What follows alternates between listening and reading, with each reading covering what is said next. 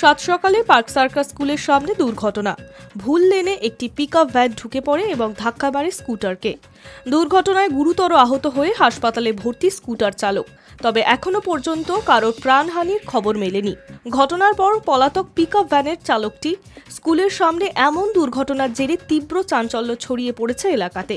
Police গিয়ে পরিস্থিতি নিয়ন্ত্রণে আনার পাশাপাশি তদন্তে নেমেছে। পিকআপ ভ্যানের চালকের খোঁজ শুরু করেছে। স্থানীয় সূত্রে জানা যাচ্ছে, পার্ক সার্কাসের দরগা রোড এলাকার রাস্তার পাশেই রয়েছে মহাদেবী বিড়লা স্কুল। সকালে সেখানে পড়ুয়া অভিভাবকদের ভিড় তো লেগেই থাকে। এছাড়া চারমাথার মোড় এলাকার পথচারীর সংখ্যাও কম থাকে না। স্কুলের সামনের রাস্তা বেশ সংকীর্ণ। মঙ্গলবার সকালে সেখানেই ঘটে গেল দুর্ঘটনা। রাস্তার একদিক দিয়ে স্কুটার চালিয়ে যাচ্ছিলেন এক আরোহী। উল্টো দিক দিয়ে ফ্লাইওভারের দিক থেকে আসছিল একটি পিকআপ ভ্যান।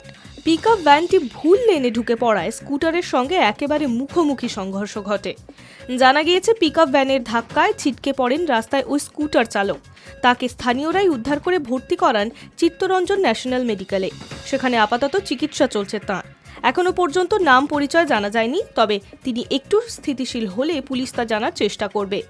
অন্যদিকে দুর্ঘটনার পর পলাতক ওই পিকআপ ভ্যানের চালক। আশেপাশে তার কোনো খোঁজ মিলছে না। পার্ক সার্কাসের এই জনবহুল রাস্তা, যেখানে একটি স্কুলও রয়েছে, সেখানে এই ধরনের ঘটনায় উদ্বিগ্ন করে তুলেছে পড়ুয়া এবং অভিভাবকদের। তাদের অভিযোগ, সকালে যখন স্কুলের কচি কাচারা আসে তখনই এই রাস্তায় যথেষ্ট ভিড় থাকে।